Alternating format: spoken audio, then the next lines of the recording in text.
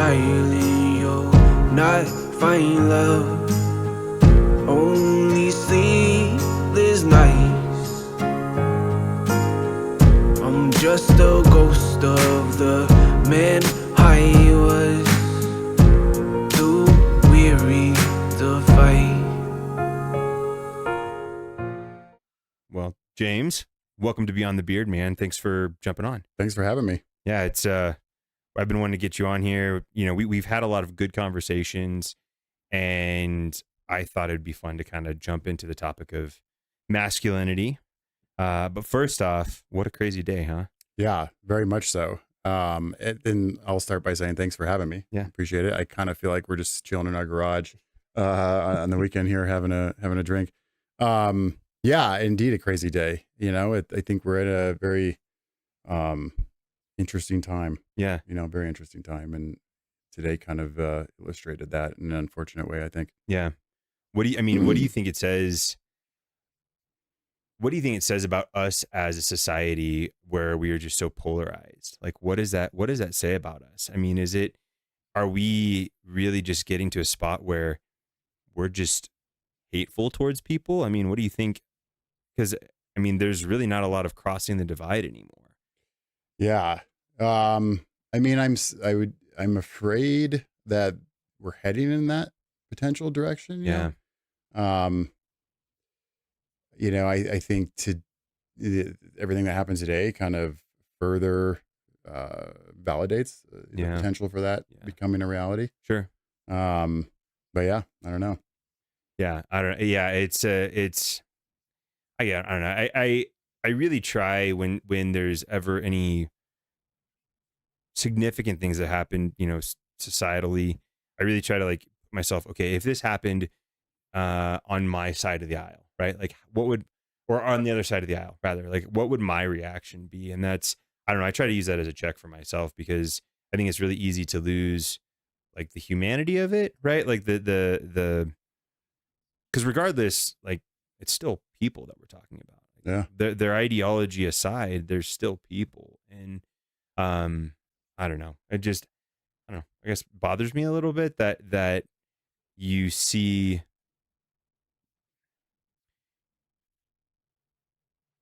I think on both sides you see this idea of like, well, that's the other candidate, so it's okay. Yeah. Or that's the other person, right? On the other side, then that's okay. I mean, I don't know. I guess I get that sense. That's the sense I get. Yeah. I mean, unfortunately, I think that could be experienced by a lot of people, you know, who do share that viewpoint, you know? Yeah. And it probably goes on both sides. Sure. Well, tell us a little bit about you. What would you like to know? Well, let's start with, when were you born? What's your social security number? No, no, I mean, I put those on the sign-in sheet. That's right. We will display those on screen later. No, I guess, you know, tell us a little bit about like what you're doing currently, and then maybe about like your journey to that. Yeah. So, well, my name is James Garofolo. I was born in Pennsylvania. Enlisted in the military right out of high school. I did 4 years active duty Army. When I spent a year in Iraq from 2008 to 2009. And when I was coming back from Iraq, my unit kind of knew that I was getting out. Yeah. And so, I always tell people they like voluntold me to work with troops who were coming back with different issues, substance use and maybe some trauma. And so, I was more or less just a case manager, and I hated it at the time. Or when they told me I had to do that, I was like really frustrated because I was a macho 21-year-old that was way too cool to talk about feelings. And so, but I ended up doing that for the last like 6 months or so in the military and just fell in love with it.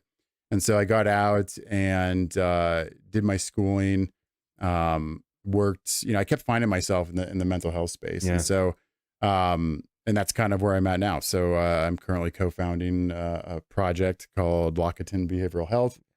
We are an intensive outpatient mental health clinic based out of Colorado Springs. And we just opened our doors in October, and it's going going well. That's It's a awesome. lot of fun. And this is kind of your second project, right? It is, yeah. Prior to this, I had founded a outpatient mental health clinic as well that went on to be acquired by LifeStance Health, which is now a national and publicly traded company. And so they acquired that practice in 2020. Sure. I stayed on with them for about a year and a half or so as a director, and then we ended up parting ways. And you just kind of, for me, I just kind of maintained that inspiration and that hunger to create, and it kind of led to this next endeavor here. Yeah, that's awesome. And you're a LPC, right? Oh, No. So I'm kind of all over the place. So I have a bachelor's degree in criminal justice. When I got I out don't of think I knew that. yeah, because you do too, right? Yeah. Yeah. I don't think I knew that. Because when I was getting out of the military, it was kind of like, oh, what else do you do? Right. Yeah. You go into law Because I was an enforcement. infantryman in the military, Yeah. so I was like, oh, I can run and shoot. So of course that's my that's what my law destiny. enforcement Yeah. does. They Right? run and shoot. So true. And so so I have an undergrad in criminal justice and a master's degree in sociology. Okay. Yeah. Okay. So And you've done a little teaching as well here and there. yeah, I taught for a year at a community college up north in Colorado. Yeah. Front Range Community College is what it was. I taught intro to Soc, which was a lot of fun. Yeah. That was a lot of fun. That's cool. Maybe let's just talk a little bit about maybe some of the formation of you, like how you kind of got to this spot, right? Like what would you say are some of the things that formed you into the man you are today? Yeah, I mean, I'd almost have to like answer your question with a sort of a preliminary question by saying like, what stage, Sure. because I think each stage of not just my life, but people's lives probably bring different things that influence and craft sort of who they are. Sure.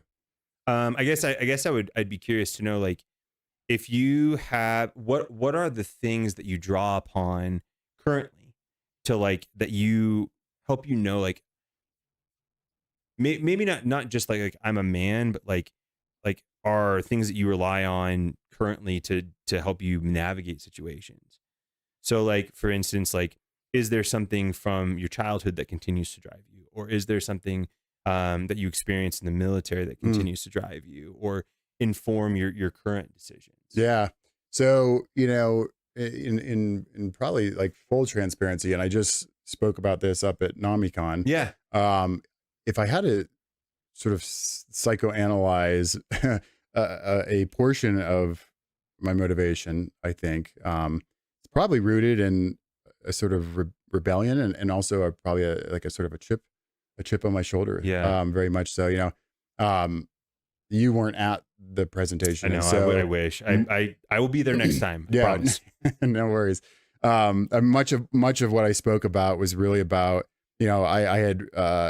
I received a ADHD diagnosis at a very early age. Yeah. And that kind of like labeled me for years to come. I mean, from that at 60 years old through my 18th, when I left for the military, really, I was kind of, like it was kind of labeled as, I don't know, the wild kid and like the D student in school and like all these problems. And you'll never be successful, right. James. Ever. Very much so. Yeah. And it was like, all the typical sort of cliche, like authority figures too. And so I don't know, I think maybe on a very subconscious level, I think that's probably present. Sure. It's not like I'm waking up every day and telling myself like, oh, let's go prove people wrong, Not at all. I think that was likely rooted probably in there somewhere. Yeah. But on a more practical and day-to-day sort of approach of what keeps me going, I think it's just the love for the field, for one. Yeah. Sort of a passion for creativity and problem solving. Yeah. And of course, a very overwhelming sense of accountability to my team, right? Yeah. Because they're amazing and I got to live up to, what we're after with them as well. So. Yeah.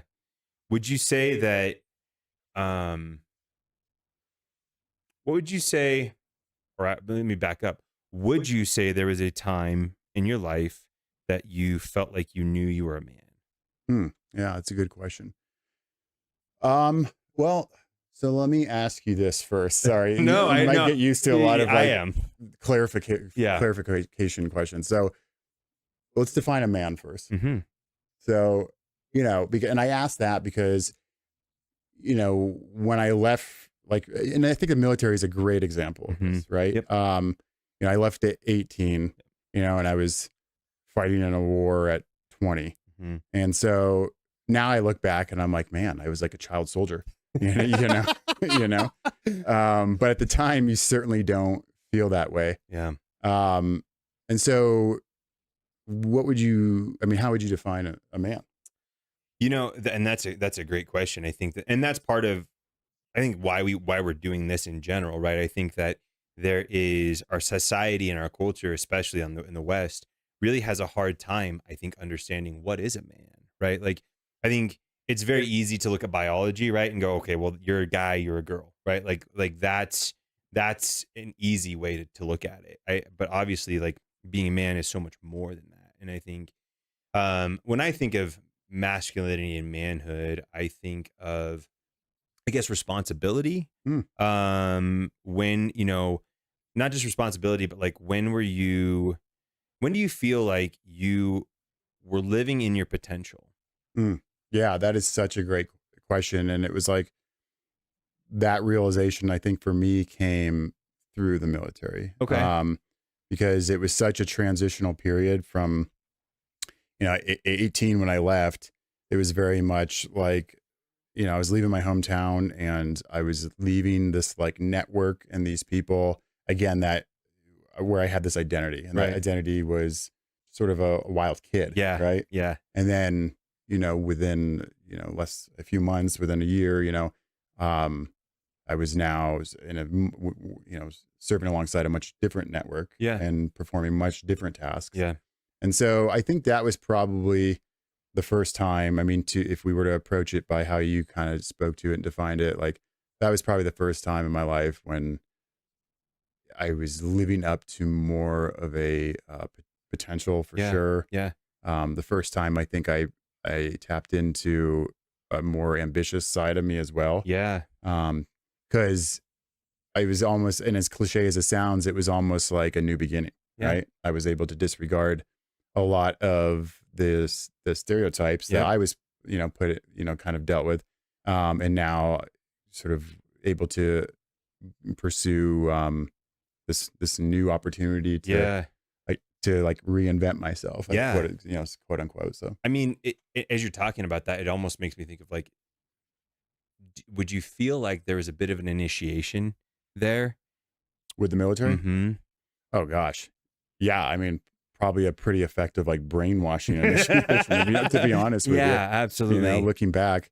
Yeah, definitely so. Yeah. And I think I can't imagine many military, active duty or veterans would disagree that there's definitely, that's ultimately like what a basic training process is, right? It's an introduction into a sort of new landscape. Sure. Of, whatever you're going to be doing. Yeah. It's almost you're being inducted into a tribe. Yeah. Right. Yeah. No, that's interesting. And not having served in the military, I often look at the way that military members relate to each other, and I'm a little bit jealous, right? Because it's like, oh, you guys have a brotherhood and a connection and a bond that, and it's like almost immediately recognized, right? Like, I think, and maybe correct me if I'm wrong, but you can almost walk into rooms and you kind of can tell. Yeah, it's so funny. It's so funny you say that, because like a couple weeks ago, like right before the 4th, I had a guy come out and install that little Nest thing in our, because I can't do any of that shit. And so he came out and like within like a few minutes, one of my first questions to him was like, are you a vet? And he was like, yeah. And he was like, very similar sort of background as mine. It's just like, you can almost like, sense it about just how people present themselves. And so, yeah, I do think those bonds exist. I do, of course, think they exist in other communities as well. Of course, yeah.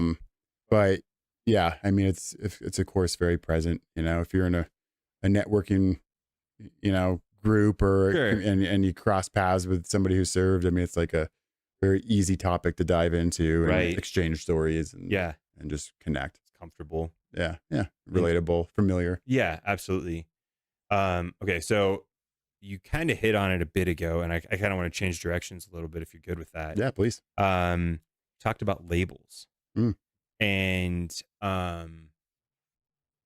talked about being labeled as ADHD, as the wild kid.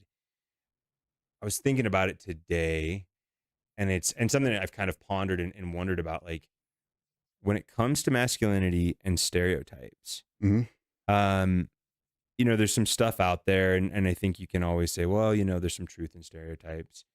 I guess first off, what are your thoughts about like just the stereotypes about men in general? Do you think they're accurate?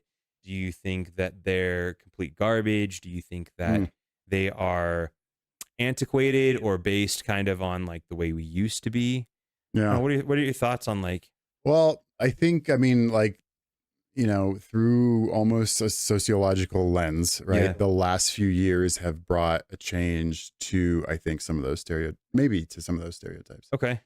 And please, like, I would welcome your input here too. I mean, to reference an easy one, Yeah. which would be like pop culture Yeah. and like, film. Yep. We saw kind of like what you might call like a stereotypical like macho masculinity in the 90s, Yeah. right? With the rise of really sort of, what you would consider to be a manly man, Yeah. right? The Arnold Schwarzeneggers, right? Yeah. Sylvester Stallone's, Yep. and the movies that followed that era, right? Were Right. also very aligned to action and Yeah. violence, Yeah. and so, and that kind of takes us to where we are now. And I don't know, sometimes it's hard to connect the dots in the present moment, to really see what's going on. And, maybe another 10 years has to lapse before we look back and say, oh, in the 2000s, but, I do think, as far as stereotypes go, I don't know if it's a healthy process to question whether or not they're accurate. I Okay. think it's more, I don't know, I think it could be more valuable to explore like more of a why, Sure. Well, and then, okay. So I guess in that why, do you think, because we've talked like on this show, we've talked a little bit about like, like what is driving men? Like what is causing, why do guys think or act the way we do? Yeah. And that's a deep lake, right? To Sure. jump into. I guess when I think about it, I think that stereotypes kind of are born out of some of that, right? The violence and the action, Mhm. that doesn't come from nowhere, right? Like the fact that look at boys, right? Mhm. You give them a stick, and what does it immediately become? It becomes a spear, a bow and arrow, a gun, a bazooka, some sort of weapon. And like, I've never trained my boys to do that. You know what I mean? I never said, hey kids, why don't you pick this stick up and pretend it's a gun and shoot each other? Sure. Right. I guess I think about stereotypes and like the negative connotations that are involved with them, right? Like, oh, men don't cry, and that's a terrible stereotype. And while I would definitely agree that it's really important for guys to engage in healthy, like engage their emotions in a healthy manner, I do wonder, like, where does that come from, right? Like, why is that a stereotype, and is there something in there that is actually good, right? So are you suggesting that? I mean, not suggesting, but are you sort of exploring the possibility that stereotypes could be? I think I'm exploring the possibility that stereotypes are based in some truth that's actually really foundational for guys. So then the question would be, though, is that foundation a positive one or a negative one or an indifferent one? I mean, shoot, I think that that's really a scenario based question, right? So I think about, the times when you were in war, right? It was probably, and correct me if I'm wrong, but it's probably beneficial for you to be able to compartmentalize some of your emotions, right? Maybe not. I mean, so I would say, So the way you worded that, I would kind of reframe it to say it was all, I mean, I think things to speak to like that experience, Sure. right? It was almost just so you just become, I mean, the reality is now, I mean, I'm 36 years old. I look back, I served between, I was 18 to 22. Yeah. Right. And so, I mean, there was a very real, I think I'm old enough now and like sort of able to look back and say there was a very real sort of desensitization process, of course, Sure. um, that attributed to, I think, the outlook of things that were going on, Sure. Sure. and of course that comes through training, Sure. and exposure. Of course. So I don't know. I don't know if I even answered your Yeah, question. no, I think so a little bit. I don't know. I guess I feel like, and maybe you can answer this like with your thoughts on like where masculinity is currently. But I feel like those traditional like stereotypes are really used as straw men by certain like sectors of society to talk about like, well, this is why masculinity is toxic, Mm-hmm. right? And so it's like, well, yes, there is unhealthy things in there, but it just feels like that's kind of a caricature of like the strengths in men, Mm-hmm. right? Um, it is, I think personally, it is Mm. a strength that guys have an ability to not always engage with that emotions, right? Like it's not okay. It's not okay to, at least in my opinion, it's not okay to tell boys, hey, it's not okay to cry, Mm. right? But I do think there is a bit of, it's like, okay, there's appropriate times to let your emotions how do I want to say this? To allow your emotions to kind of take over. Mm.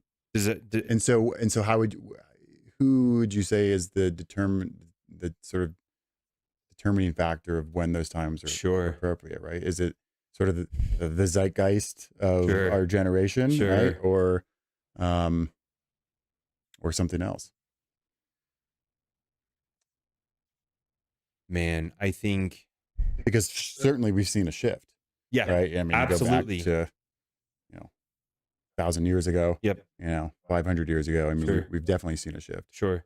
Would you think that, do you think it's a positive shift? Like what? Like the outlook of, Just like looking at like how I feel like there's such a focus on like, well, men need to express their emotions. Yeah. And I don't disagree with that sentiment in and of itself, but I guess I wonder if maybe this, okay. Do you think there's a difference between the way women express emotions and men express emotions?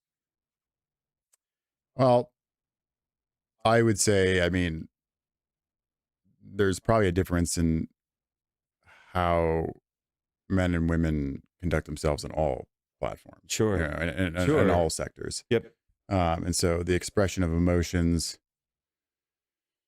um, Maybe around like sorrow and crying, like because I think when I Well, think of like crying specifically, sure. I think of like sorrow and grief and Yeah. things like that. but now I feel like we're almost leading into a stereotype towards women. Like they're, Sure. Sure. like they're, Okay, so do you think? I think so. I think I guess the question is, is that a stereotype? Is it sort of perceived that women are supposed to be more emotionally Like sensitive? expressive, right? Mike has something to say. Shocker.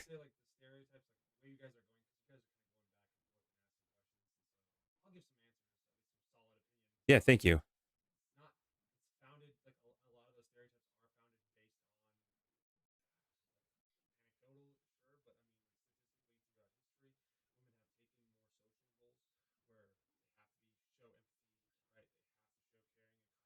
Yeah.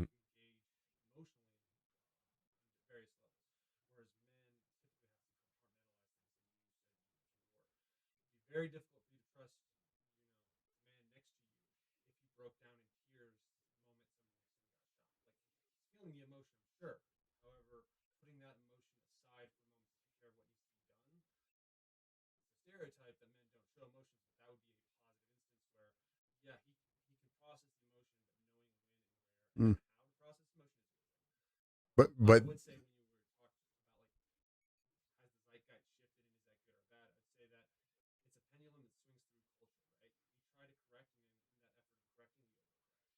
So when we were younger, our dads would say rub some dirt on it, boys don't cry, get Yeah. everything like that. That's a very not healthy way to approach emotional and mental health. It doesn't allow you to process it.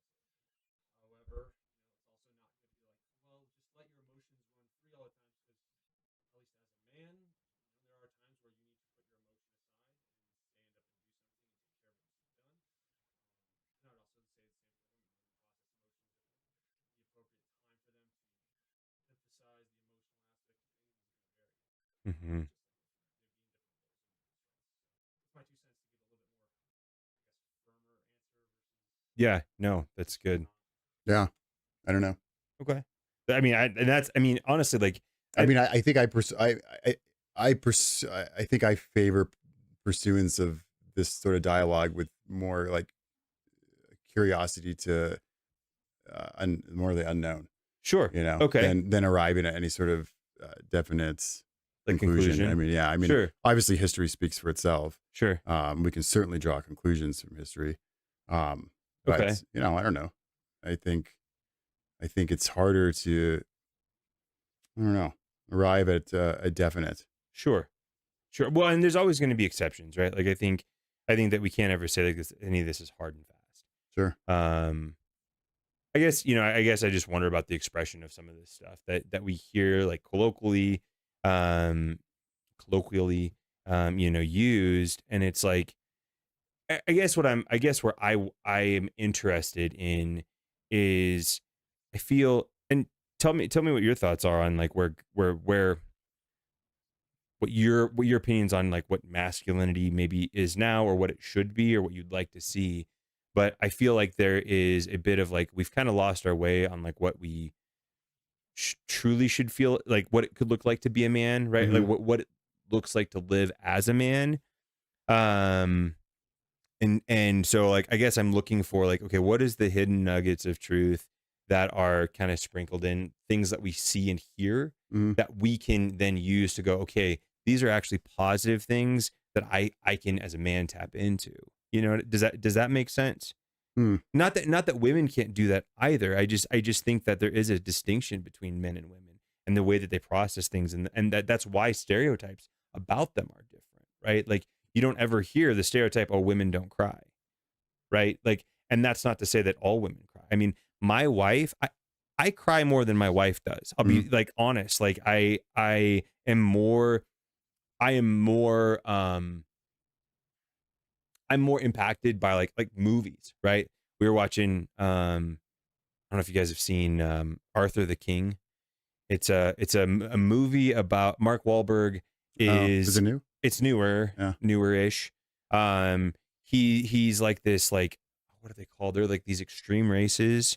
It's based on a true story. He's like this extreme racer, and the whole like, if you're familiar with ultra marathons, it's kind of like that on steroids, and the fact of like, well, it's like a real amazing race. That's exactly what it is. It's like, okay, you have to start here, and you have to trek to this checkpoint. Oh yeah, yeah. You don't. Yeah. Did he have a dog or He something? did have a dog. Yeah. I gotcha. And I think I've seen it. and anyway, so like I was, we were watching that movie, and like, the dogs, like stuff's going on with the dog, and like, crosses the finish line, and I'm all like teary. I look over at my wife, and she's just kind of like stone cold. Yeah. Not really, but like she's just not as emotional, Totally. Yeah. like in some of that stuff. And so not that, and I don't mean to be fixated on this one thing. It's just an easy one for me to like pick on. But I wonder, is there something we can glean and learn from that as guys? Like, okay, how do I manage my emotions in the way that I'm supposed? Because I mean, we've talked about this, but I believe that I'm created in a certain way, and in order to live in that way, like I think that I have a design, and so I think that in order for me to like live my ideal or my full potential, I should align that with the way I'm designed. It's funny you mentioned the movie because like I remember something like a very distinct memory. Was the first time I cried in front of my son Easton. and it sounds so lame, but it was during like, have any of you watched The Bridge to Terabithia? Oh my God, it's the saddest movie ever. Like, I think we all read the book maybe in Yeah. like middle school. Yeah. But like the movie was just like such a sad movie. And like, he looked over and I just had like a little tear. Yeah. This was like years ago. And he was much younger than he is now. And I think it was his first time he ever saw like his dad cry. Yeah. And like immediately when he recognized that, like Yeah. he like broke out into tears. Interesting. It is interesting. It was very sort of, and you can draw conclusions on why that might be. Sure. But to go back to your point, Yeah. yeah, so and I guess just to draw upon your point, so you're wondering, I guess the curiosity I have is if the roles in modern day nuclear family settings Sure. have undergone such a change Mhm. from native tribes, for Yep. example, Yep. that it is rendering a sort of consequential change as a result. Yeah. You know, I mean, I think there are physiological advantages that, of course, men have, you Mhm. know, when you look back at hunter-gatherer tribes and, you know, who was doing some of those things versus who was maybe- Sure. and then, you know, you look at to where we are in modern times and it's obviously very different, right? Yeah. You know, I would say, you know, my endurance is and physical, you know, strength is not as important in Sure. this day and age. Sure. Driving my car to the office, right? Although we like to work out, you know, it's not as important as it is, you know, building a spear and hunting down a Sure. buffalo or something. Sure. You know, and so I guess I'm just curious if that just shift in how we're living as a species is attributed to how we're defining Sure. Masculinity. Yeah, masculinity. So then do you think masculinity and femininity are social constructs? Because and I'll just be like transparent, and Well- I think you know this answer. Like I tend to think that while there are some roles maybe, or like some, like for instance, jobs, right? I think that, you know, we've seen a shift in the sense of like what you will just generally see out there. Like you'll see women doing traditionally masculine jobs. Like you're going to run into women doing that, right? Mhm. You wouldn't have seen that 100 years ago, probably even 70 years ago. Sure. So I think there is some social aspects to that, right? As we've changed the society, but I tend to think like, Well, working in general. Right? sure, You know? yeah, absolutely. Although I mean, maybe you could go back and like, you could probably argue that, you know, 200 years ago, women were also working on the farm, just like Oh, men were sure. working on the farm, and it was really more, you know, symbiotic, Mhm. right? They're kind of, you know, trying to take care. They had things they had to take care of, and so everybody just kind of chipped in and did what they needed to do. But I do think, I mean, personally, I think there are some things that don't change. I think there's some things that today are true of men that you will find if you go back 6,000 years. Mm. I don't know. Mm. What are your thoughts on that? Sure. I mean, it's you know, it's very aligned. Just the nature versus nurture Sure, conversation, of sure. course. And so I guess you're asking if there are things that just outweigh cultural shifts. Yeah. Mm. Yeah. Like, are there things that are going to continue being true of men regardless of society, like what is going on in society? I mean, in terms of biochemistry, right, would suggest that you're right. I mean, there of course are Sure. hormonal differences, Sure. you know, testosterone differences and levels, you Yeah. know, that vary between men and women. Yeah. And so I think there are some things that, of course, you know, Sure. persevere through perception. Okay. Yeah, that makes sense. Well then let me ask this. What do you think is important for guys? Like what like when you're telling your son, like, because I mean, I think it's when he looks at you, right? Like, I think part of the importance of being a father is you're modeling like because he's looking at you going, this is what it looks like to be a man. Mhm. Right? what are some things, if Easton was to ask you, what does it mean to be a man, Dad? Mm. What would you tell him? Yeah, it's great. I mean, I think for me personally, among the top would be sort of like sort of a confidence, Hmm. sort of a courage. Confidence and courage, I think, are a big part. I think it's easy to not to just follow a theme of like C's here, but like I think it's easy for people to use the word caretaker. Yeah. But then that the word caretaker opens up, and I think that's maybe an intrinsic sort of, um, I don't know, term that Yeah. that men feel like the need to do. I don't know. We'd have to define like what that means to be a caretaker, right? Okay. So I don't know. Maybe we'll come back to that one. But if you were to just ask at face value, I think I would stress the importance of confidence, authenticity, courage. Yeah. Um, That's good. Courage being a big one, right? What does that mean to you? Like maybe define what you mean by courage. Maybe use an example, or like what does courage look like to you, and what would you want to see him exemplify in that? Mhm. I mean, courage to me, as I answer this, I'm reminded of like those posters that you see in like corporate offices Yeah. that have like somebody doing something awesome, like kayaking down a river, and it has like a small like one liner of what like one word is. Yeah. And so, set aside from that, and it kind of reminds me of that. Courage to me would be like doing what you're afraid of, right? And doing so in a way that protects your loved ones, supports your loved ones. Yeah. So that's what I would I love that. define courage as. Yeah. I love that, because I think and I think what you speak to really, resonates with me. And actually, we actually just talked about this, we've talked about this a couple of times on this show, is that idea of, I think men have this desire to protect, and men, and that it takes an immense amount of courage, right? Because protection doesn't just mean like, oh, I'm going to fight off bad guys, right? It means like, hey, I'm going to do the hard things that, like you said, I'm afraid to do, right? I'm afraid to have to have some conversations with my sons, right? I'm afraid to do some of the things that like I know is going to benefit them. I don't want to do that. Yeah.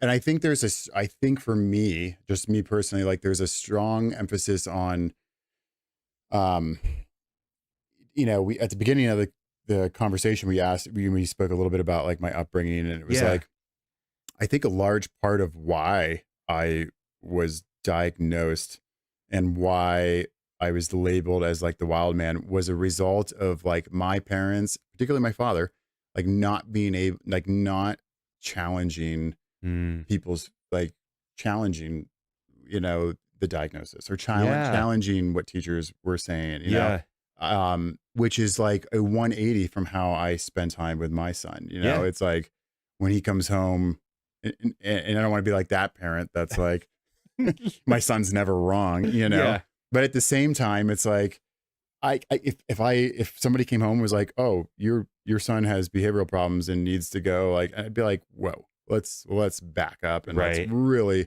there'd be a full spectrum of exploration before we'd ever arrive at any sort of conclusion. And so I think having like, backing up, challenging like the collective consciousness, or challenging the status quo, I think is more of a common term, and being able to accept a confrontational sort of interaction, I think is all tied into it as well. Sure. I don't know. I think honestly what it comes down to is just being fair, like a true fairness. Yeah. Like firm, you've heard the saying firm but fair. Yeah. I think that's important, Yeah. When he comes and says, Dad, I did this, I'm not always going to take his side. I'm going to call him on his shit. Yep. But I'm also not going to feed into the labels of others. If I'm not comfortable with those, or if I don't believe they're accurate. No. And I think in and of itself, that in and of itself takes courage, right? Because I think it's really easy for us as adults to just believe what other adults say. Right? Right. You're like, this year we actually dealt with it with my middle son, Xavier. It's like all of a sudden, we're getting these comments from his teachers. His teachers are worried about him, and this, that. And it's like, they're saying things about him, and I immediately want to believe them, right? Because I'm like, oh, they're trained, they're teachers, they know what they're doing. But to your point about, I think it takes courage to actually be fair, Mm. right? Because it takes a level of like, I'm going to step back and really try to pull my emotions back from this, and really analyze this about like what's really going on. Sure. Like, what do I know to be true? What do I know about my son? What do I know about the teacher? And then like kind of marrying those two and like really wading in through that. I think that that's really, really important. And again, it takes a level of courage to be able to allow yourself to go there. No, I love that. Yeah. And so much of that is rooted in like, a child's appropriateness for a situation. Yeah. Right. I mean, you're a teacher, right? We got teachers in the room here. I mean, I think it's easy to say, look at this kiddo is not, he's acting up. And so we need to regulate this behavior. Yeah. But it's regulating it towards one setting, versus, there's a lot of settings I am absolutely horrible at. Right. But maybe I thrive in others, and Yeah. so, yeah, I don't know. You mentioned confidence before. Mhm. What would you say that confidence is more masculine or feminine or neuter, if you want to get all, nerdy on it? Yeah. I think, Or do you think that like it's more displayed on one side than the other? yeah, that's a great question. I do think, I don't know, you'd have to really pick apart confidence and what it would, and how you define that through behavior. Okay. Let me ask you this, Yeah. like in today's world, do you think, you obviously been married, so maybe this isn't as applicable.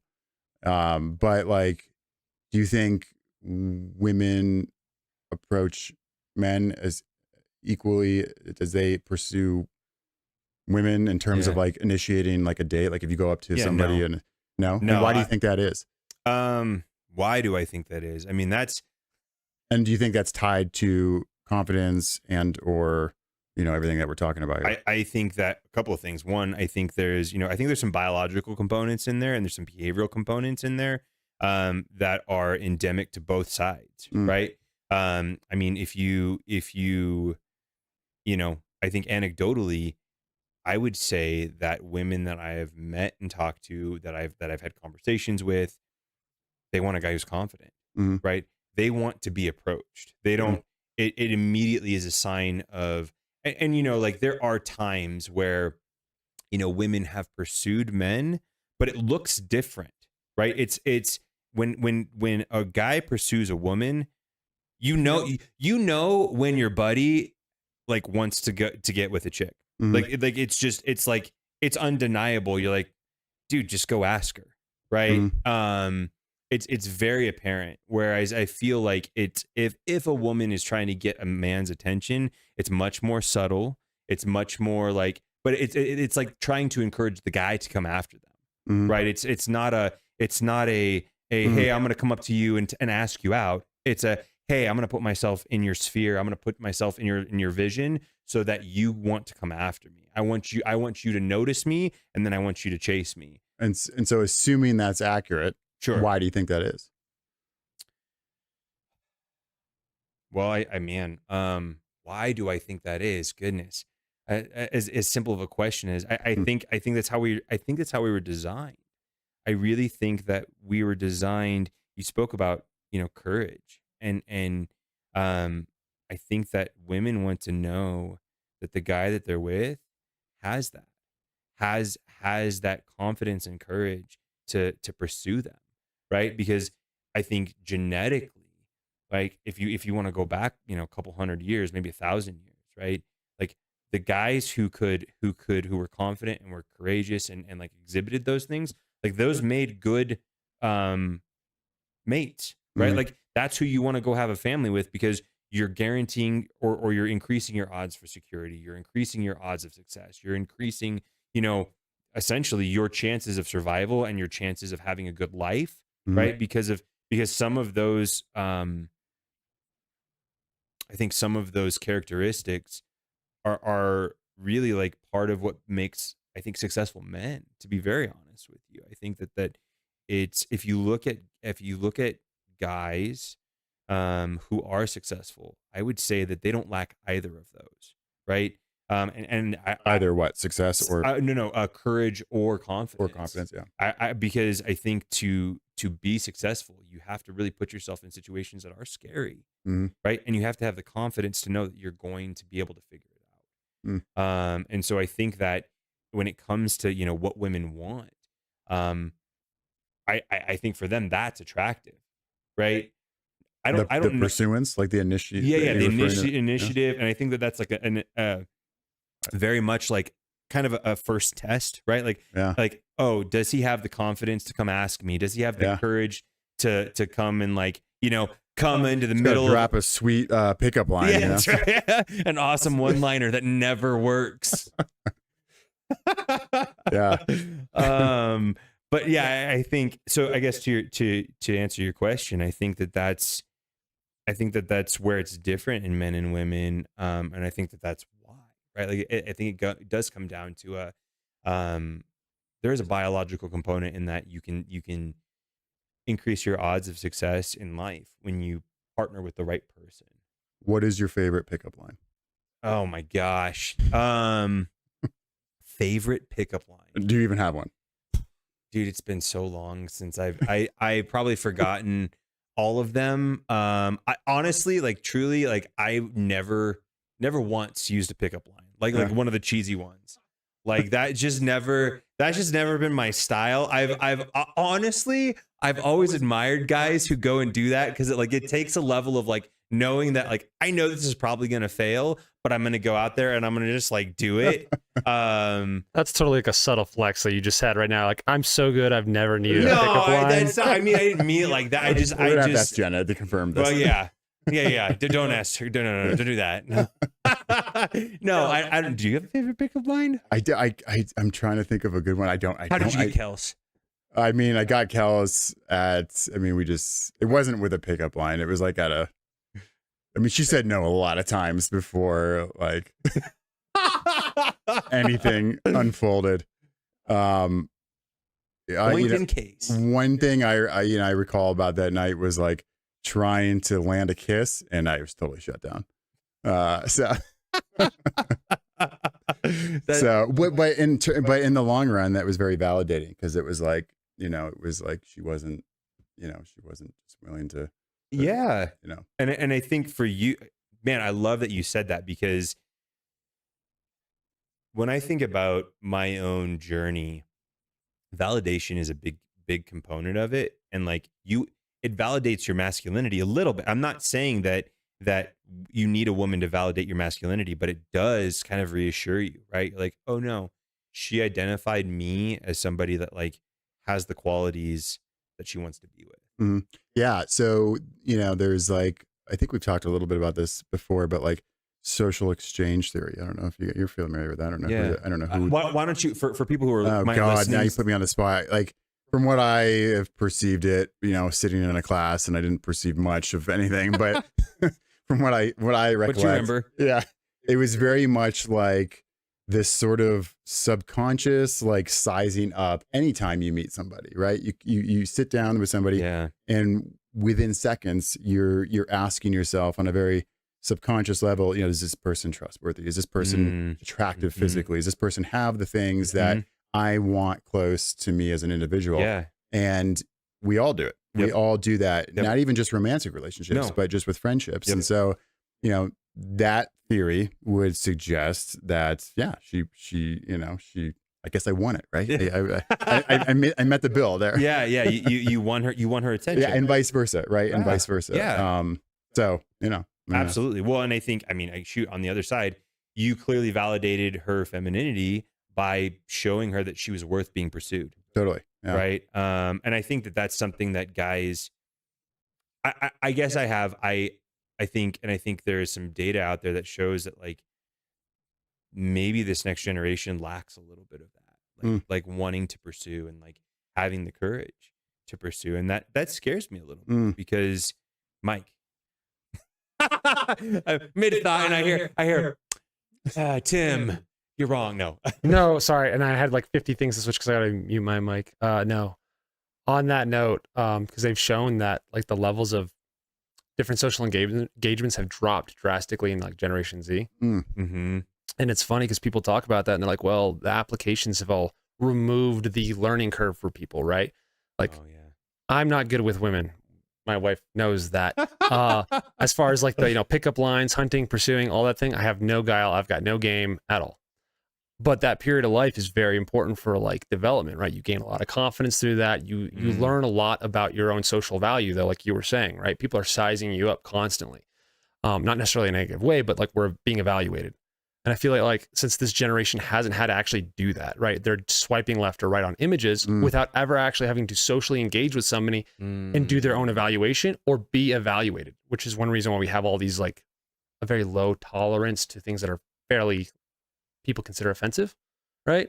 But it also changes the way like the social dynamic works between men and women because men are no longer getting that training grounds of trying to pick up a date the way they normally would, and also the pool for competition is drastically different too. You're no longer just competing for the women in your town or at your bar or at your club. Those women are now on a global platform, unfortunately, with the internet. And if they're top 10%, the top 1% of men can fly them anywhere and do whatever, like woo them however they want to impress them.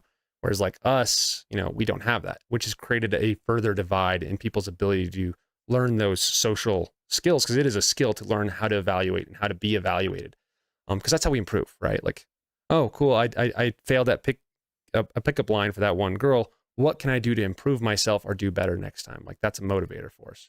So I think we are definitely seeing a change of effect from that. Yeah. And I guess that's why to kind of bring it back around, like that's why I'm trying to I really want to get at like what are the things that guys can like dial in on to like improve, right? Like how do we become more manly? And not in a manly in the way that you like we talked about earlier, like the 90s movies, right? The Arnold Schwarzeneggers, right? They're like, man, when you said that, I was like, dude, I think of like Last Action Hero. I don't know if you guys ever watched that movie. Oh yeah. Cigars and dumbbell, Tim. That's the answer to I'm all. there. I'm the no, I'm just kidding. No, but it's like that stereotype is not masculinity, right? Like that's a caricature of masculinity, but hidden behind that, right? If you peel that away, I think there is some truth in there, right? And so like that's kind of why I'm asking the questions is because I want to know, like, how do I become a better man? How do I become the man that I am designed to be, right? And it looks a little different for each of us, right? Because we're each skilled differently and we're each individuals. But I do think there are some things like across our gender that are true. So let me ask you this then. So if you were to answer your question and say, how do I become a better man? And you were to list the top 5 reasons. And then you were to take those 5 reasons and a woman, right? Sure. Would say, how do I become a better woman? Do you think there'd be any overlap? I think I'd have to say, I think, Are we breaking this up categorically? Like, are we asking how to be a better person overall, and then specifically how to be a better man and a better woman? Or I are we wouldn't saying say just better person. I would very, because the question was very distinctly, like, how do I become a better man, right? Yes. And so I'd be curious to know your top 5, right? And then you separate the pool and say, you kind of ask women the same thing, and if there'd be any overlap, or if the things that would benefit a man would also benefit a woman. I think thus, benefiting us as people. Right. Top 5. I don't know if I could list 5. I mean, I would say, I would definitely say, like, to be a better man, I think you have to seek challenge. I think that is really kind of a key thing for men. I think that I know personally, I want to know that I'm capable. Mhm. Like in a broad range of scenarios and situations, as stupid as it is, I think about like, okay, if I get in a fight, like what am I going to do? Mhm. Right? Like if I find myself in this scenario and I have to defend myself, like what am I going to do? And I think about that. And so like if I'm really true to what my answer, I need to challenge myself. I'm not saying I need to go get in fights. Although maybe We might have to. no, I'm not advocating that necessarily, but I am advocating like, okay, well maybe I should go like work on like I should go learn Brazilian Jiu-Jitsu. Mhm. Or maybe I should go and, train something that helps me know my capabilities in that situation. Mm. Does that kind of answer your I mean, question a yeah, little and bit? then you're almost like describing like a discipline, Yes. Yes. a loyalty to a sort of commitment. Yeah. And I think the practice of discipline is probably applicable on Oh both God, sides. yeah, I think, yeah. Right. But I do wonder like where it's applicable might be different. Right. Like, when I think of it for men, I think of, I guess like emotional discipline and like thought, like my thought life, right? Like being able to think, remove myself from like emotional like influences, not because emotions are bad, but like I want to have the discipline to know, be able to remove myself from an emotion and go analyze it analytically.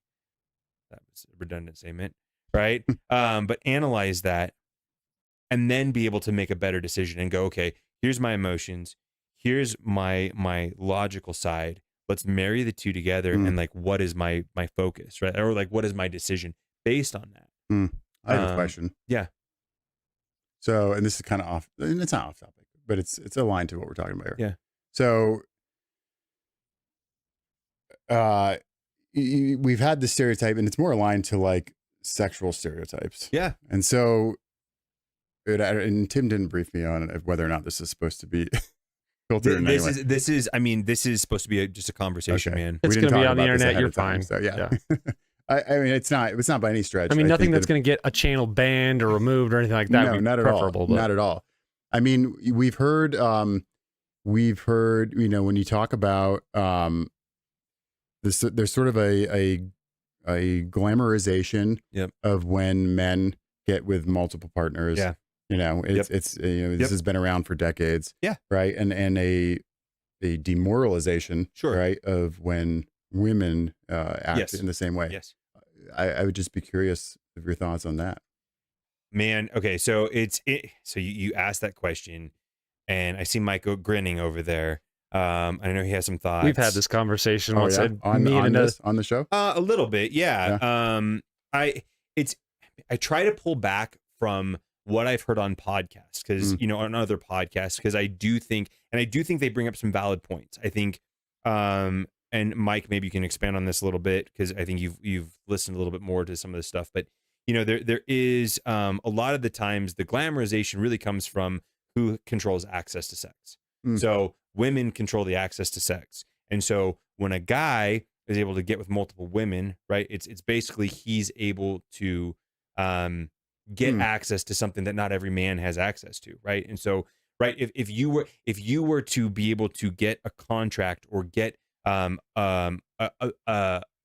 like seed money from a really hard to convince like VC firm, right? Like you would be viewed as kind of elite, right? Like you're like, oh, you got this that when not a lot of other people did. And so like that just on like a more like business side or whatever. And so I think that's why it's glamorized, and vice versa, because women control the access to sex, right?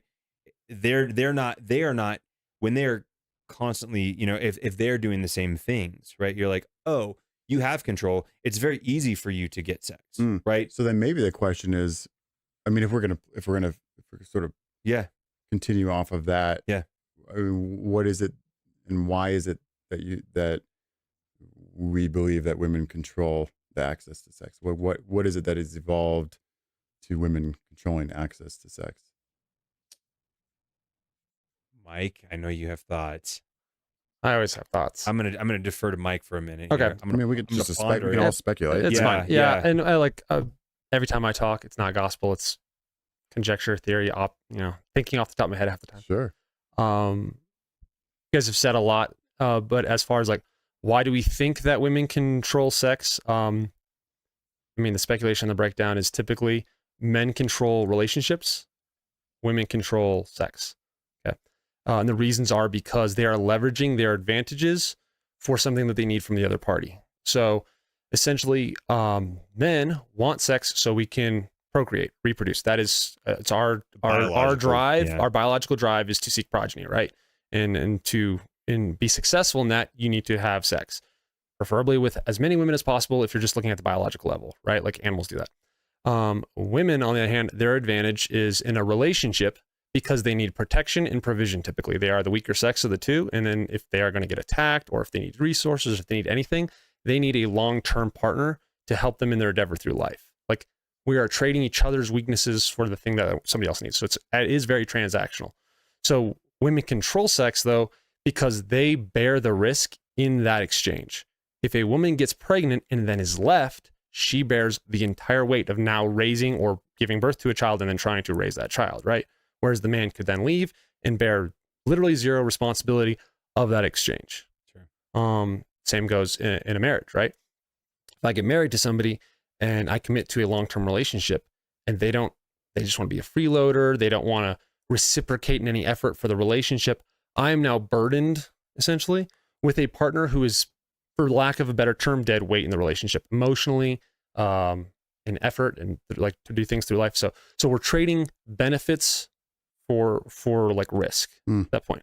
So stereotypically, that's why the two control them. Right. And then you can see this breakdown very easily through like sexual marketplace, right? When people go out, when guys try to pick up chicks, if any girl walks up to a guy and says, "I will give you sex right now," I don't care what the girl looks like. She has a fairly high percentage chance of having sex at that moment, right? She will find somebody in less than a minute. However, if you reverse the tables, maybe not literally if a guy, a minute, but well, right now the way society's going, it's pretty much there. And then if you reverse the table, right, like women are approached all the time by sex. They are offered sex all the time. So much so, like there are comedians that have jokes about this. It's not even stereotypical. It's pretty much fact. It's pointed. So since the woman is getting offered sex all the time and a man is not, we can see that the control over that resource is definitely in the women's court, right? They are the gatekeepers of sex because they are the ones deciding if sex happens or not. And in the exchange now, when we were talking about glorification of it, we've definitely created a lot of erosion in the social structures by lying to both parties on what sex and relationships mean to both parties. You're talking about glamorizing sex and specifically having sex with a lot of women, right? There are a lot of talking heads that do this on YouTube, like, lift a lot of weights, bang a lot of chicks, make a lot of money. Like, that's the job, right?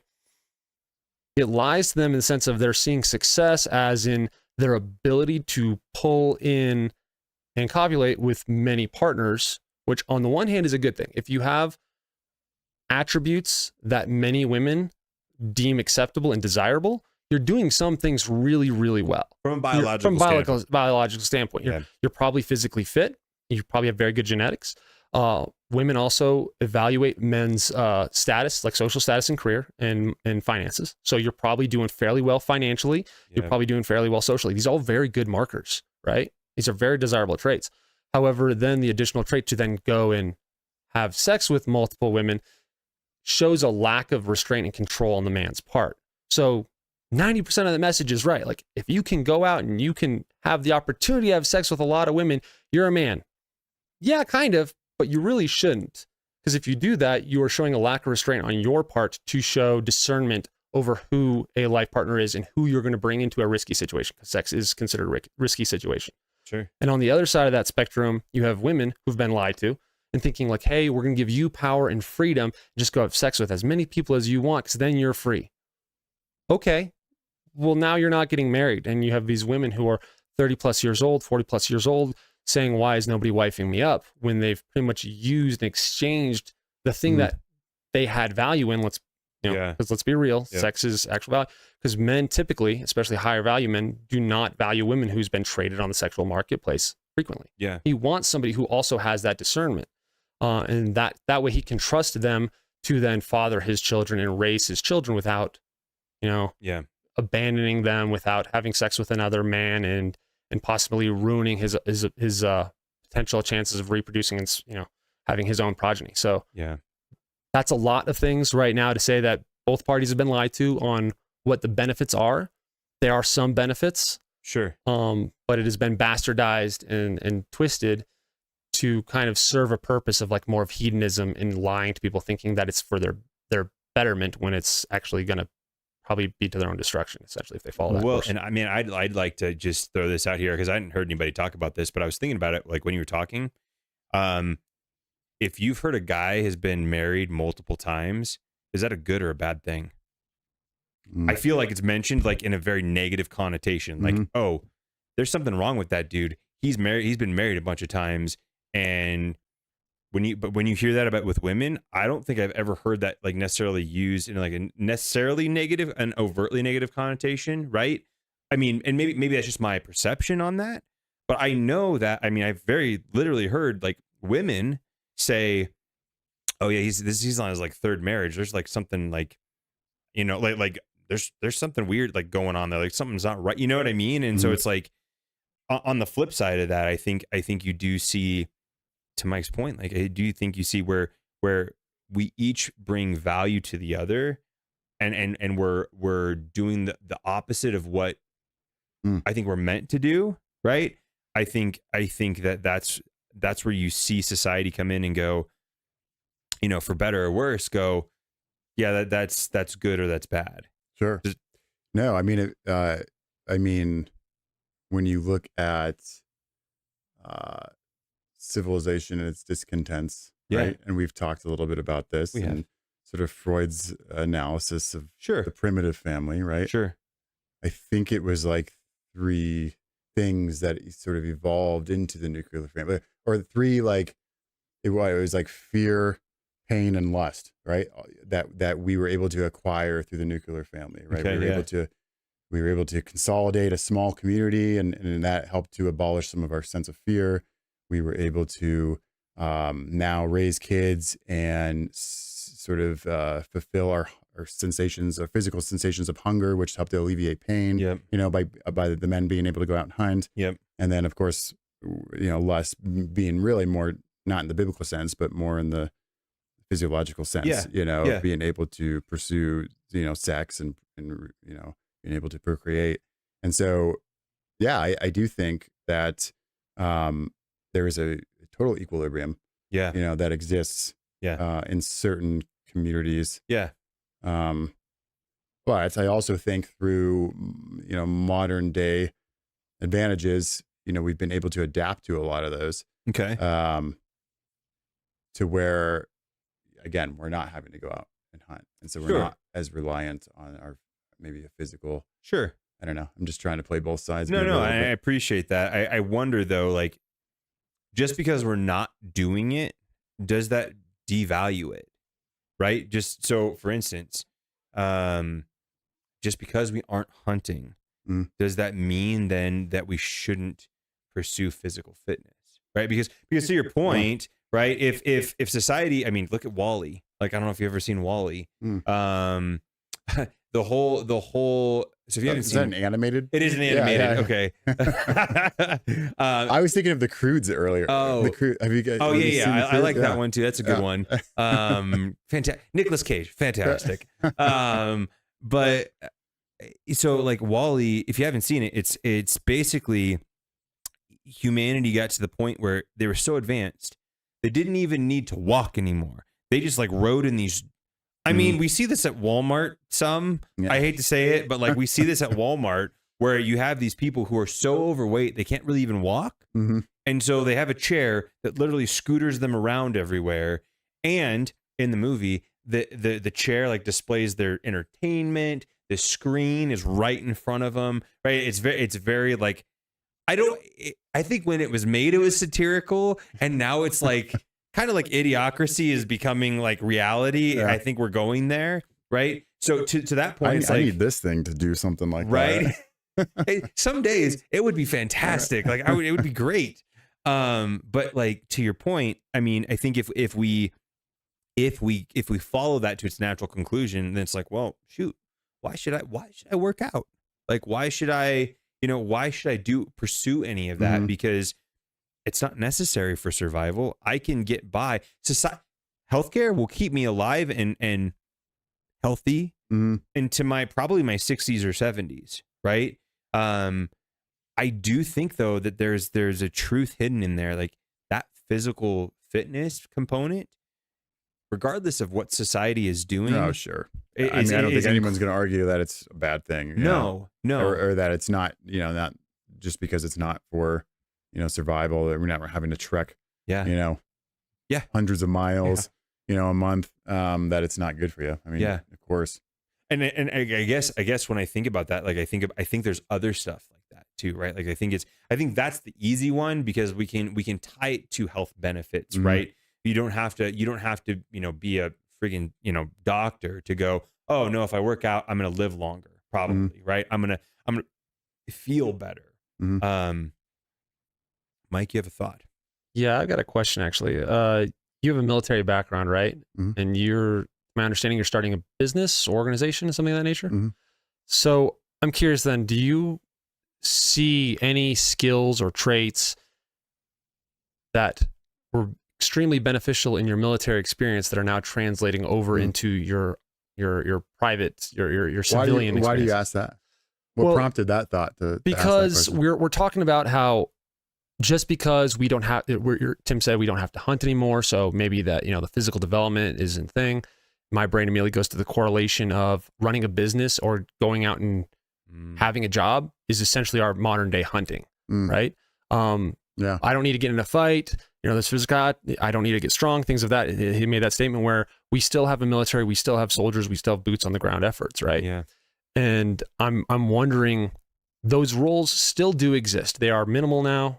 Sure. And so like I don't need to be able to be the one fighting when somebody with your skill set can go do it. But that leads me to wonder if some of the skills are obviously from hunting have translated over to business, which I think Mhm. they have. I'm curious how much of the skills from modern warfare and fighting essentially, how do any of those translate over into your civilian life? And if so, would those traits be something that you think are integral to being a man or being masculine, anything on that nature? Yeah, it's a great question. I think the easy answer would be to say yeah, and I say easy because you go out in the community and you there's a lot of emphasis being placed on like hiring vets and stuff, Yeah. and I don't think that's of course I'm an advocate for that,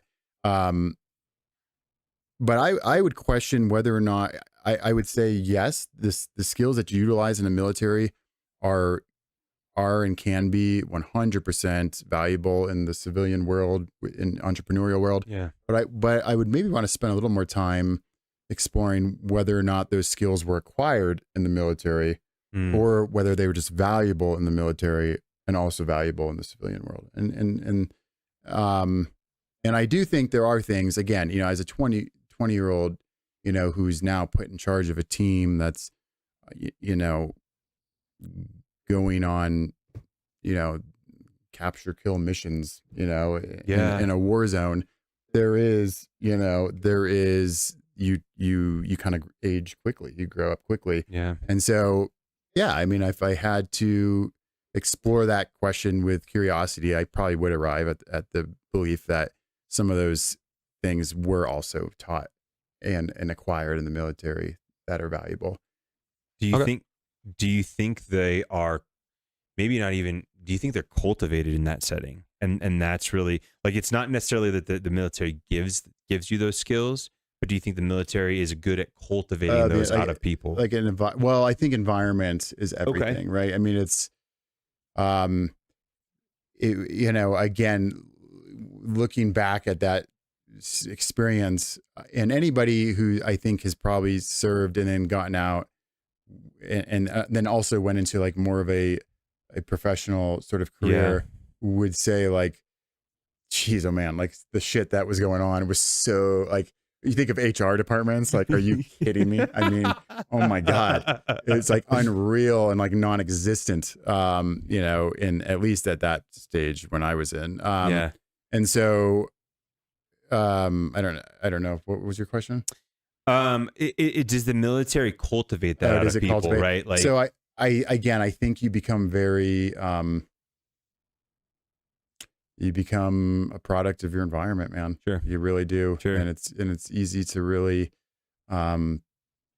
it's easy to become your environment. Sure. When you spend time in it. sure, I can see that. Man, Mike, as you asked that question, I thought about, Did I answer your question? Did I answer it at all? Yeah, I mean, sorry, I'm not. When I ask questions, I'm not digging for an answer. Sure, I'm like, like more thought. I've never been in that position, so like, I genuinely don't know what that experience is like. Mhm. So yeah, I mean, getting an answer from your experience and your viewpoint is an answer. Yeah, that's a great answer. well, I think it ties back into what you said earlier about being a man, courage and confidence. I've worked for people who've been in the military, and there is like there are stereotypes about military people in the civilian world, Mhm. and things that they do not lack: confidence. Whether they're right or wrong, they are confident about what they're doing, right? And there's something to be said about that. And then courage. I mean, I would say that the guys, especially, and this is where maybe I would push back on the environment part, and because I mean, I'm a person who I think there's a combination of nature and nurture, right? Like, I do think you are born with a certain set of skills, right? Like, there are things, James, there are things that you can do that I cannot do. Like, there are just things that you are innately able to do I just cannot do. I can learn how you do some of those things. I will never be able to do those things the way you do them, right? And so I do think that the military brings that out in some people. And so I've gotten to work for some guys, mostly guys. I don't know if I've worked for any women who are in the military, but guys in particular who they were in. Like, I worked for a guy who was an E9 in the Air Force, and he was overseeing, like, at that level, you're overseeing a lot of troops, right? And it was very apparent in the way he conducted himself, right? Very apparent in how he led. And so I think that, I mean, I guess my thought, it seems to me that there is, while you're not wrong in saying, like, not that I can judge the validity of your opinion, but I think there's validity in what you're saying, like, that then you do become your environment. But man, the people that move up because I mean, to get to an E9, you got to be there a long time, and you have to be capable, and you have to be competent in what you're doing, right? Because I think at some point, right, it's like you either promote up or you promote out, right? Is kind of what I've heard. At some point, like, you either promote or they're gonna find a way to get you out. That's at least been my thought. And so it's like, as you start whittling down and you go further and further up, right? The people that are actually good at doing a lot of that stuff, it seems that they bring that out. I don't know. Maybe that's not. Maybe I'm completely wrong. No, I mean, I don't think you're wrong. I do. Like I said, I think there were things that are very much applicable in both sectors. Yeah. Yeah. And if anything, I think, as an infantryman, in terms of skill set, right? Yeah. There's not a whole lot of like practicality in terms of like skill set and what I'm Sure, doing like now. day-to-day things you're doing. Right. But I would say there's a profound connection to leadership and then also confidence, right? I mean, you have to make decisions on missions, right? Yep. And doing things with a team, leading a team. Yep. That you have to have the confidence to make that call in the moment. Yeah. And so but I don't know if it's like mission oriented or like military oriented that established the confidence. It was Sure. it was a very I also think it's a very lifestyle change. It was like 18, you just one day you're sitting there with your high school friends, the next day you're like getting yelled at in Iraq, and getting yelled at, and it's like, and so that I think inherently drives I would imagine it drives a sense of confidence in people because you're no longer reliant on your parents at that point, on your friends at that point, Yeah. on your girlfriend at that point, right?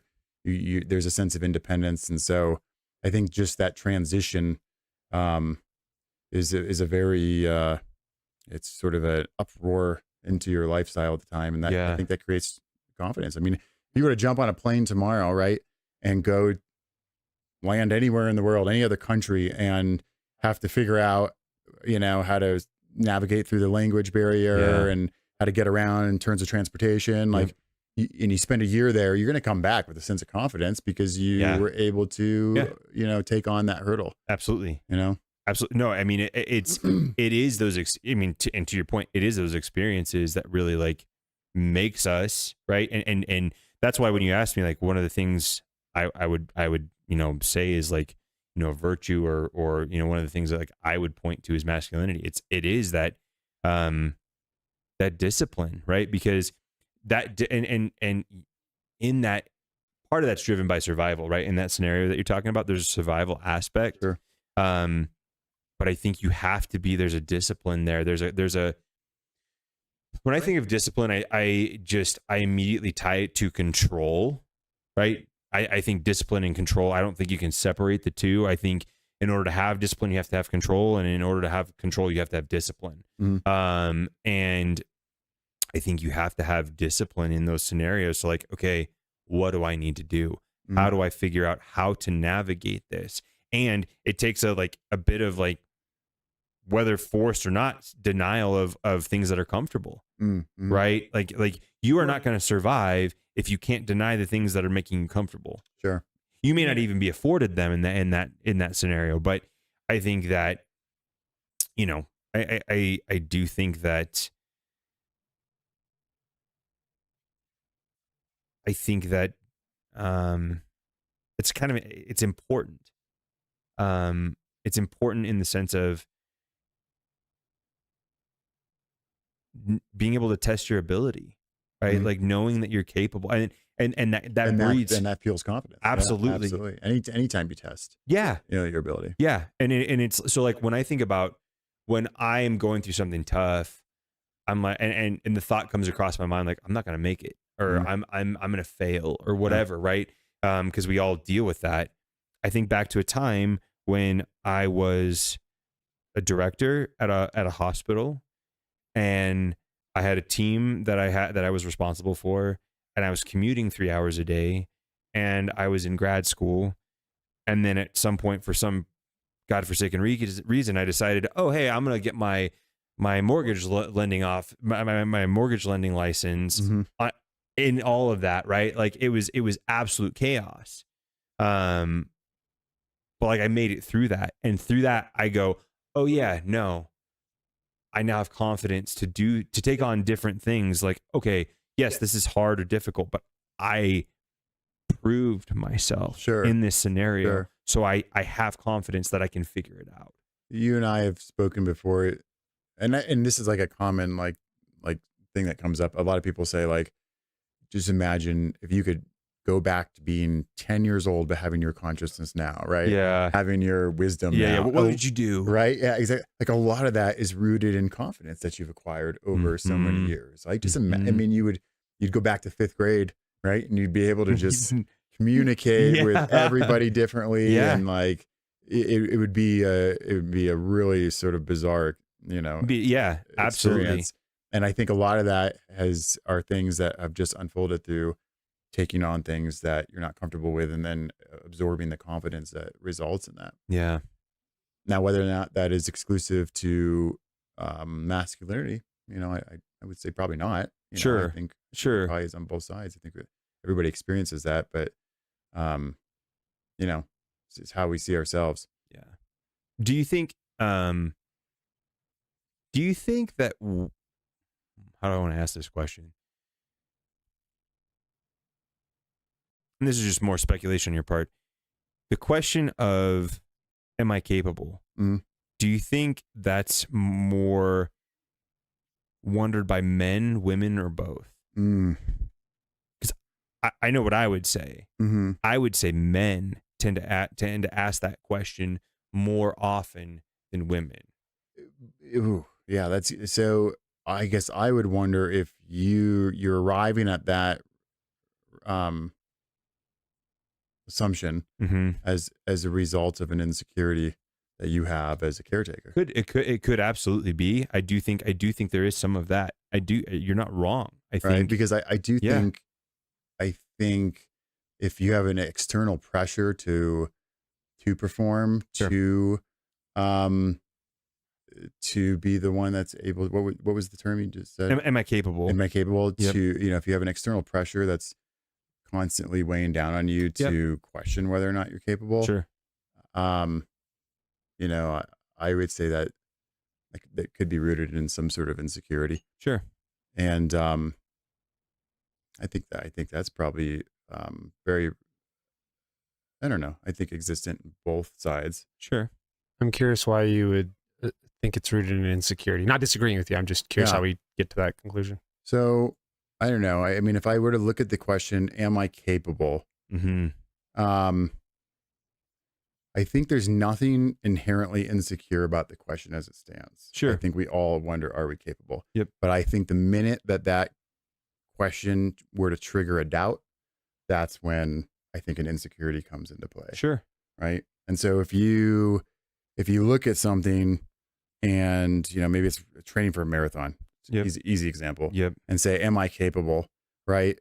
I think if your initial response is yes, then I don't think there's an insecurity piece to it. It's Sure. just confidence. It's actually the opposite. Sure. Right. But if you were to look at that task and start to doubt your capability, I think you want to draw a disconnection between the question itself and then also the doubts that might arise from it. It's like the question is in the middle, confidence is on one side, Okay. and then there's a doubt on the other side. That's Okay. just how I don't know. No, I read it. I've got one more because I'm semantically challenged here.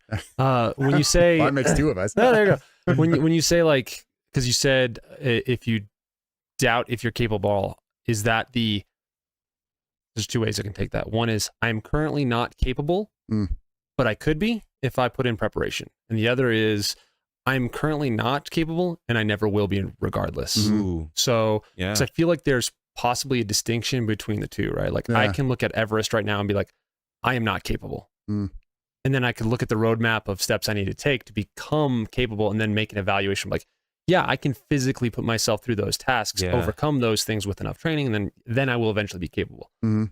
Then there's also the thing of when I was younger, the idea of going up and talking to a girl and asking her out.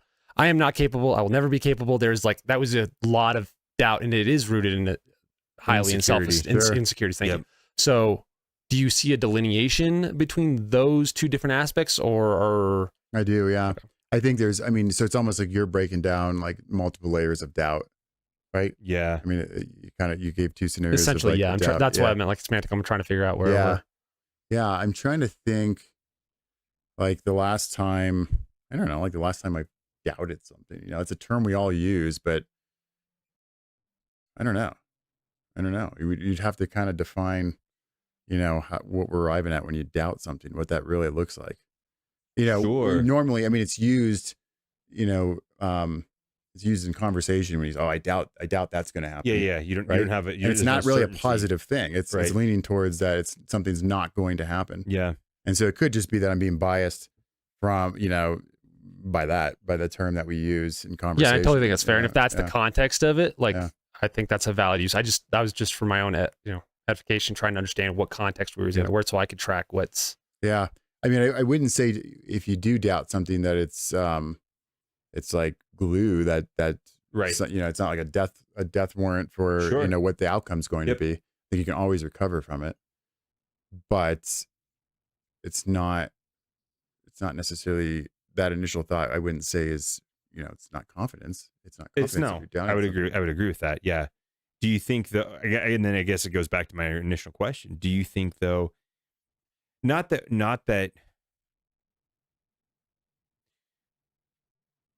do you think there's a difference on this, on between men and women in the way that they conceptualize capability? Mm. What it means to them as they would say, I am a woman or I am a man, right? Like, because I think that, I think for guys it means something different than maybe what it means for women. In terms of I'm a man, or I in terms think of capability. Well, I think so. If you were to define a capable man versus a capable woman, Mhm. I think those two things would look very different. Mm. And it probably does depend on like the scenario you're putting them in, right? So like if you're a CEO, right? Like, am I a capable man? Am I a capable woman? That's probably not applicable, right? Because being a CEO being a capable CEO is not really necessarily dependent on gender, right? But I think when you talk about things like being a father, right? Mhm. Am I a capable father, right? I don't know that a woman can answer that. Well, logic. I mean, somebody who's identifying as a mother wouldn't necessarily say, Sure, "Am I a capable father?" sure, Of course, right. I agree with and that. vice versa. I agree with that. So I guess I'm asking, like, what? I mean, I think it's Go kind of ahead. the same question when you were asking him, like, what are character, or you, I can't remember who asked you, what characteristics make somebody like a better or a good man, and would there be any overlap? Was the Yeah. question between No, men and you women? asked that, I Was, think. thank you. I mean, you could technically ask the same question here because we're asking it's a fairly similar question. Like, Yeah, there are probably overlapping attributes or characteristics of Sure. what makes somebody capable. sure. And then, like you said, there are instance differences where, like, how a man needs to be capable versus how a woman needs to be capable. That would then call on different characteristics than each other because it's different Sure. tasks that will be at hand, right? And incapable to me is an interesting word too, because it Yep. implies some sort of performance-based like outcome, right? I mean, I'd agree with you'd that. have to dive into capable of like sort of a what, Sure, you know? sure. I mean, it's used generally, but you know, if you were to explore sort of a specificity to it all, you'd probably want to know like, what are we talking about? Well, I think part of it is tied into validation of masculinity, Mhm. right? I think and I guess it's why I was asking earlier about stereotypes, because again, I think that there's some base things about masculinity that I think a lot of guys wonder at, Mhm. right? Am I capable in those core things? Yeah. And I think that those are things that a woman can't necessarily tell you you're capable in, right? Mhm. Like she can. I think.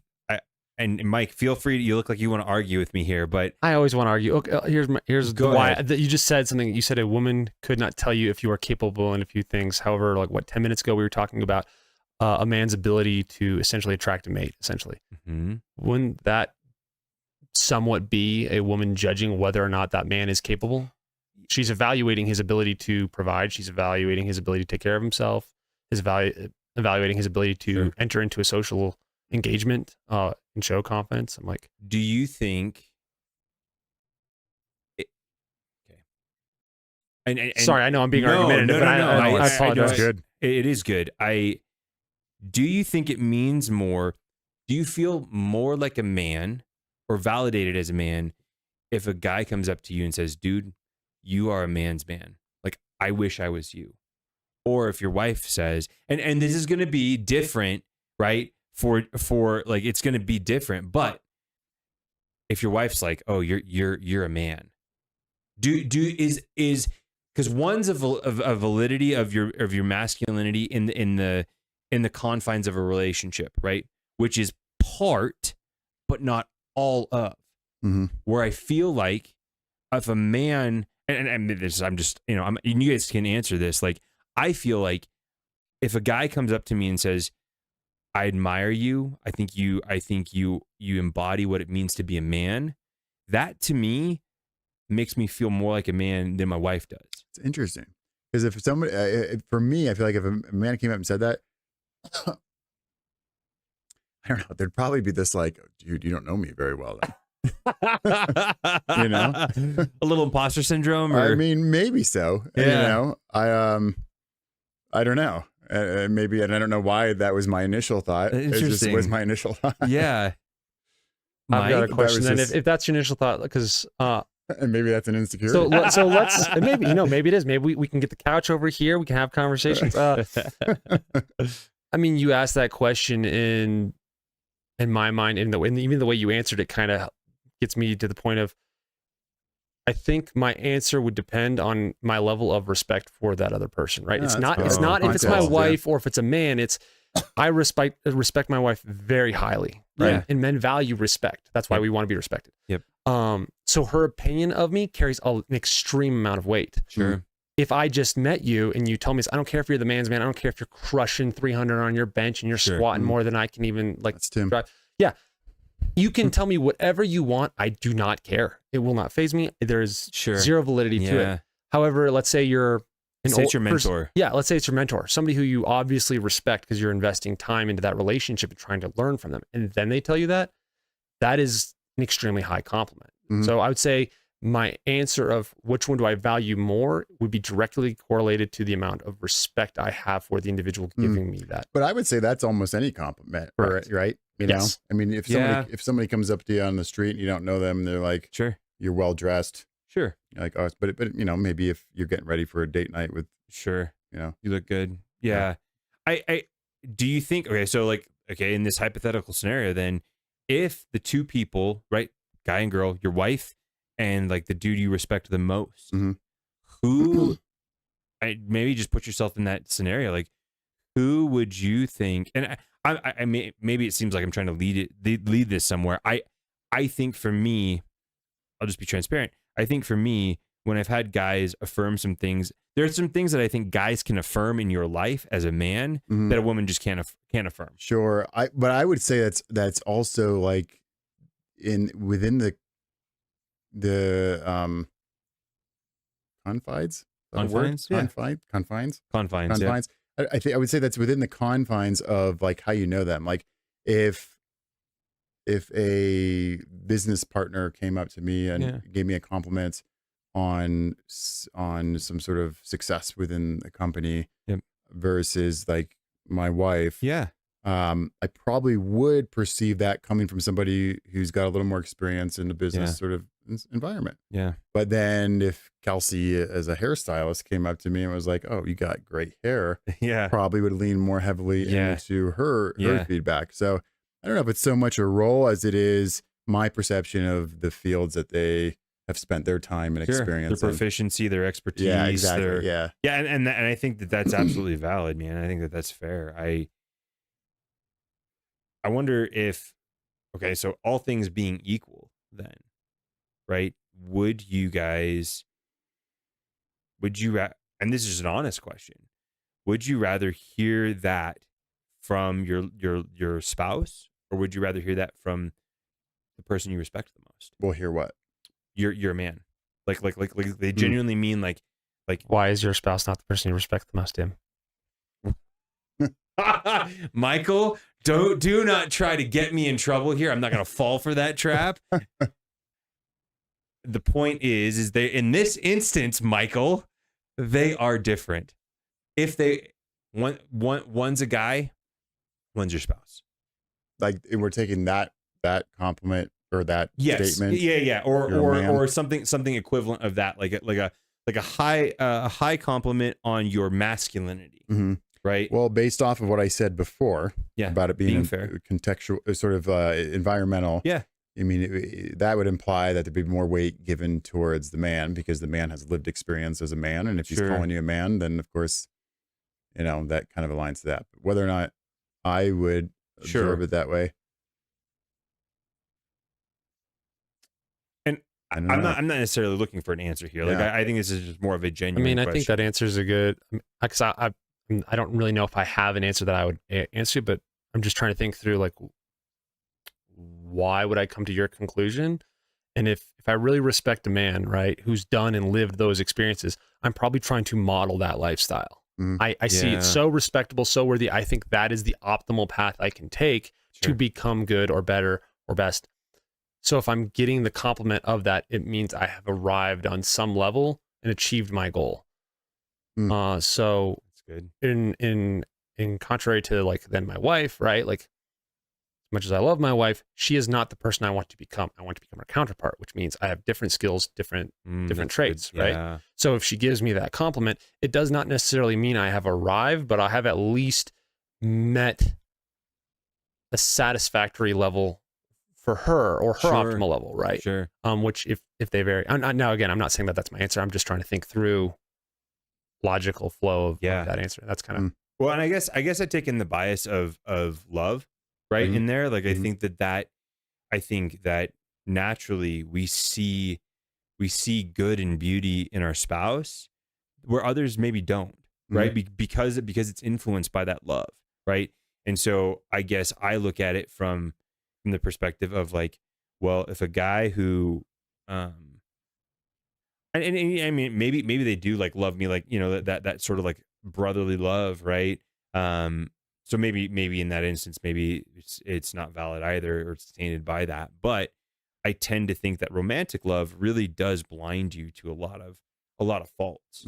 And so I would tend to take, and maybe it speaks to an insecurity of my own, but I would tend to take what my wife would say with a grain of salt. Like, it's like, okay, I really appreciate that, and I love that you said that, but also like, you love me, and you don't see this the way that maybe like other guys see that. Yeah. So That's I don't know. good. I'm curious on the same note. Yeah. Because if we're talking about like, I know I'm the one that brought up the modeling after men and respect. Then, Yeah. like, do you guys each have either a list of characteristics for like a hypothetical optimal goal of what you want to be and model after, or do you have a person in Jim mind tried of to who you're ask me modeling this after? earlier, and I sucked at answering it. Well, I mean, yeah, I'm just asking. It's like you're asking questions like, what is it to be a man? And everything. Like, I know at least a lot of my views are based off of what I have seen. So I have actual men in mind where I'm like, I'm pulling this from that guy, I'm pulling this from that guy, or this guy is pretty much what I'm trying to model after. I'm curious, do either of you have essentially a role model, as cheesy as that sounds, of how you are kind of modeling your own life, regardless of not necessarily just as masculinity, but just how you're modeling what you want your life to look like? Crap. I don't know if I'm gonna have a great answer for this. And maybe this is why I'm like so interested in this topic, right? I would say, you know, there's a few guys. Can I pour another scotch? While you answer Please, that please, question? yeah, by all means, do Would that. you like one? Sure, I'll have a little bit more. Teddy Roosevelt is kind of like, when I think of a guy that, and I hate this answer because it's like, it's kind of a stereotypical answer. Maybe it's not. I don't know. Teddy Roosevelt. So when I think about him, I think I'll just say the things that like have always impressed me. Like when I've learned about him or whatever. The dude read just like an astronomical amount of books and actually wrote a bunch of books himself. Right. This dude read hundreds of books a year and was also like the president and held a bunch of like elected positions and was a soldier and an explorer, you know, and so like those are the things like that to me like is so manly. And then, oh, by the way, this is one of my favorite stories I've read about him. He hosted the Russian ambassador, and they like in the I don't know if this is in the Oval Office or and internet, please be you know, feel free to fact check me on this, but he basically took all they took all the pillows and threw them on the floor and wrestled. And this is the president of the United States and the Russian ambassador, and it's like he has this childlike joy that he also wants to pursue. And oh, by the way, this is the same guy who, in the middle of a campaign speech, gets shot in the stomach and is like, yeah, by the way, I'm going to finish my speech and then I'm going to go to the hospital. You know, it's like everything about all that I just said, for me, I think wraps up to like the kind of guy I want to be. Right? Like there's a toughness, there's an intelligence, there's a hunger for life. There is joy. There is exploration and fearlessness, right? And courage and confidence. Sure. I don't know. That's I guess when I think about like, and obviously he has plenty of faults, right? Mhm. Like every other guy. But when I think about like, man, if I could be like somebody, that's who I want to be like. And the other thing I love about him, he didn't care what people thought. Like he was very real and like said his piece about things. Didn't, Sure. you know, and I admire that so much. Yeah. So I don't know. What about you? Yeah. Well, I mean, in the question was proposed in the sense of anybody that's a sort of role model or aligned with the theme Who here, might which you is be? Who might be masculinity. you modeling? I mean, your it could life be after? hypothetical. Like, Sure. like at times I don't have a person. When I was younger, I didn't have a person, right? I was like, I like these traits. Yeah, right? yeah, And then that as was I actually where I was grew, leaning. Yeah. I don't know. I mean, I think for me, like, it's not aligned to one person. I mean, like, Sure. there's. I think it's when that question's, proposed. I think it's easy to say, like, it's easy to identify a few people. I mean, Sure. of course, you can easily name historical and influential figures, Sure. people who've achieved stuff. But I think for me, it's sort of like the pursuance of meeting more people that just fill, I wouldn't say role model, but fill a man, I don't know what the term is. Inspirational. Yeah, maybe that are more inspiring, right? That Yeah. feels. I mean, you could even call it like an attraction. Like, Yeah. there's an attraction to an attribute, to a characteristic, and for me, I like to think that I meet people like that. I wouldn't say on a daily basis because I don't know if my network's that vast, but I would say a couple times a month. It's not unlikely to encounter somebody who I think to myself, wow, Sure. this person's got some things that I'm either attracted to or want to also, follow, I don't know, also, adhere to, Yeah. like what they're doing. Something you would want to like Yeah. incorporate into what you're doing. Yeah, definitely. And in my opinion, those are the people that you want to spend time with. I mean, Yeah. those are really the people that nourish the soul, so to speak. Yeah. Yeah. No, that's good. Mike, what about you, man? Haha. Yeah. You have to answer your own I question. don't need to answer anything. By nature, I collect things. Even my own personality is an amalgamation of all of my friends, ironically. And I actually choose the friends I have for the same reason, like you said. It energizes you, and if there's a trait about a friend that I want, I tend to invest time in them. And I can usually list the trait on why I hang out with a friend. Especially the older I get, your That's time is good. limited. Your time is your greatest investment you can make. So I'm choosing it fairly intentionally of who I'm spending it with.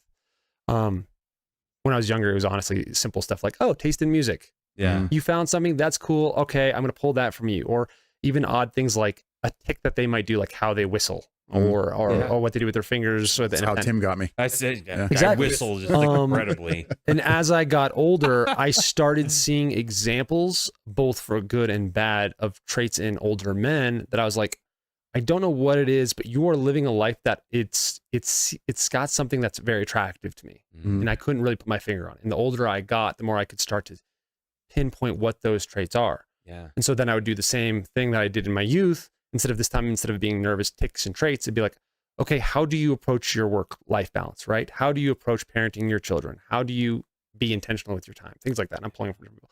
And in my whole life, I've only met a few people where they get really close to filling the entire list of things that I find worthwhile. So yeah, I have to pick and pull from people. And I think that's how it's always going to be, because nobody's going to be perfect, right? Yeah, And of course. so that would be my answer. I am grabbing from everybody. And I do have a list of a few people I know. Ironically, I don't pull from historical figures or famous people, because history could be skewed and is written by the victors. It is. And people lie and all sorts of crap. So Yep. like the best narrative you can fill is still a narrative versus seeing somebody actually live that life and how they handled the adversity and how they handled their own failures. I get a lot from that. And so that tells me who I should start following, because like how they handled that real failure gives me insight into what kind of person they really are, and see if that's how I should take their wisdom. For example, I know somebody who's very bad with finances. So when they give me financial advice, I'm like, that's great advice. I'll take it and do the exact opposite. Yeah. Right? Versus when you hear somebody who's extremely successful financially, they Yeah. give you advice. You're writing it down. You're going like you're doing everything to follow that. So I take a That's very good. similar. Sorry for the long-winded answer. No, that's good. So based on your guys' answers, first off, I'm pretty humbled to be your friend. Like, not saying that you guys have identified those in me, but at the same time, like, I just genuinely am humbled to be your friend, because clearly you guys are men who are discerning and really careful about who you spend time with. So the fact that you spend time with me is very like humbling. So Well, you're my neighbor, so I have to. well, Unfortunately. there I don't is have a choice. that. It does help when I like stand outside your door knocking. James. Can you come out and play? No, seriously. Thank you. I don't really have any more to add, guys. I mean, I don't think we arrived at any conclusions, but I think that I'm better for this conversation, to be very likewise. honest with you. I really appreciate your guys' candor and insight. So I appreciate it. I appreciate you having me on for sure. Jim, if you want to do a shameless plug for what you're currently do one of working those? on, you don't have to. I mean, Yeah. you can. This is not that I want you to be able to like, reach other people. So Yeah. Well, I will say this. I don't know if I'd call it a plug, but if you or somebody you know needs supports in terms of mental health, you can reach out to us at Lockton Behavioral Health. You can visit our website, locktonbh.com. You can check us out on social media, and we're just here to help in any way we can. James, thanks, man. I really Thank you. appreciate it. This has been great. Yeah. Thanks for having me on. All right. Thanks, guys. When this silent, you'll be alone, far from friends in life. You'll spend your evenings getting stoned to numb the ache inside.